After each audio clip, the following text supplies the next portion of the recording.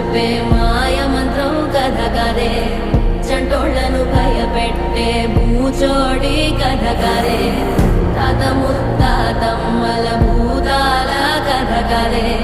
విక్రమాదిత్యుడు చెప్పిన వేదాళుడి కథ కదే, దీపము నుండి దెయ్యం వచ్చే అల్లావుద్దీన్ కథ కాదే, ఇది ముడత చర్మం ముసలి చెప్పే కథ లాంటి నిజమేలే.